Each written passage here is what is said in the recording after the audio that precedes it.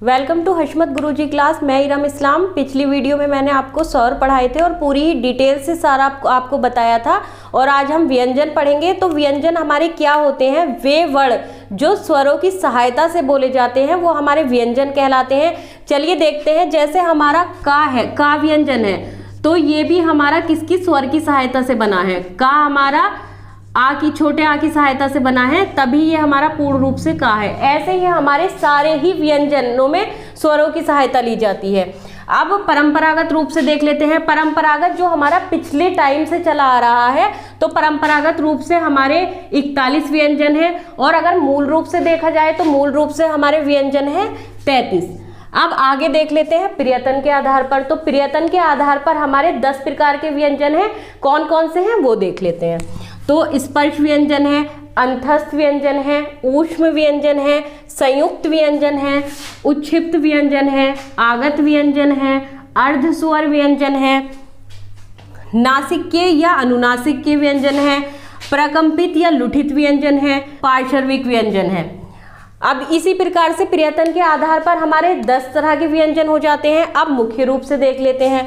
तो मुख्य रूप से हमारे कितने प्रकार के होते हैं? 3 प्रकार के होते हैं। कौन कौन से होते हैं? स्पर्श व्यंजन है, अंतस्थ व्यंजन है, ऊष्म व्यंजन है। अब हम इसके बाद हम इनको थोड़ा डिटेल में जान लेते हैं। चलिए देखते हैं व्यंजन के बारे में। मैंने अभी आपको उनके प्रकार बताए, अब उनको विस्तार से देखते हैं। तो सबसे पहला है हमारा स्पर्श व्यंजन। जैसे नाम से ही पता चल रहा है कि अगर जिस व्यंजन को बोलने में हमारी जीभ किसी भी अंग को स्पर्श करती है, चाहे वो दांत को स्पर्श करती है, तो वो हमारा स्पर्श व्यंजन होता है। जैसे किसी भी व्यंजन का उच्चारण करते समय जीभ मुख के भीतर विभिन्न स्थानों को स्पर्श करे, तो वहाँ हमारा स्पर्श व्यंजन होता है। अब देखिए इनकी संख्या कितनी होती है? 25 होती है। और इनके 25, ये यहाँ से और यहाँ तक हमारे 25 हैं। इनके अलग अलग 5 वर्गों में बांटा गया है। कौन कौन से वर्ग हैं?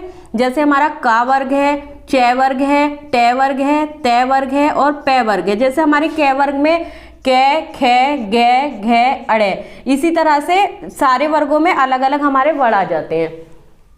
अब दूसरा हमारा अंतस्थ व्यंजन आ जाता है, जिनका उच्चारण स्वरों और व्यंजनों के बीच हो, वो हमारा अंतस्थ व्यंजन होता है। इनकी संख्या 4 होती है, य, रे, ले, वे।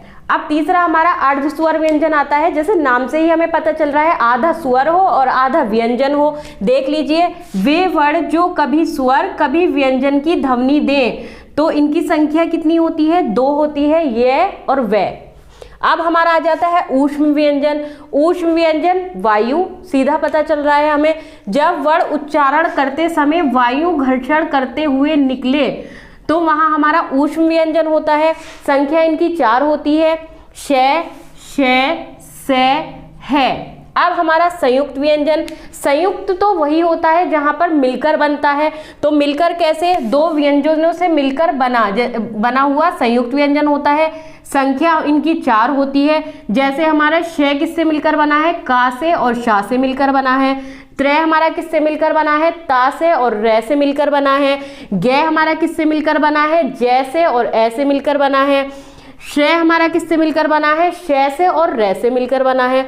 अब हमारा उच्छिप्त व्यंजन में कितने आ जाते हैं? 2 आ जाते हैं, ड और ढ। अब हमारा स्पर्श संघर्षी व्यंजन, ये भी हमारा स्पर्श व्यंजन स्पर्श तो करता है, लेकिन ये साथ में संघर्षी व्यंजन भी है। क्या इसमें कौन सा वर्ग आता है? हमारा पूरा ही हमारा च वर्ग आ जाता है। और उसके अलावा हमारा ख आ जाता है, ग आ जाता है और फ आ जाता है। अब नासिक्य व्यंजन। नासिक्य, नाक से, नासिक्य का मतलब क्या होता है? नाक प्लस मुख से बोले जाने वाले वर्ड हमारे नासिकीय व्यंजन होते हैं। इनकी संख्या 5 होती है, ल, ए, ले, ने और मैं। और ये हमारे जो है क्या आ जाते हैं? जो हमारे वर्ग हैं, इनके जो हमारे लास्ट वाले वर्ड हैं, ये पूरे ही सबका लास्ट वाले एक एक वर्ड हमारे नासिकीय व्यंजन में आ जाते हैं। अब हमारे लुंठित व्यंजन। लुंठित यानी कोई चीज लुढ़कना। जैसे कि हमारी किसी भी व्यंजन को बोलने में हमारी जीभ लुढ़कती है, तो वो हमारे लुंठित व्यंजन होते हैं। इनकी संख्या हमारी 1 होती है और उसमें रे आता है। अब हमारे पार्श्विक व्यंजन होते हैं। जिसमें वायु जीभ के दोनों ओर पास से निकलती है, वो हमारे पार्श्विक व्यंजन होते हैं। इनकी संख्या 1 होती है और उसमें हमारा लय आ जाता है। देख लीजिए इन्हें।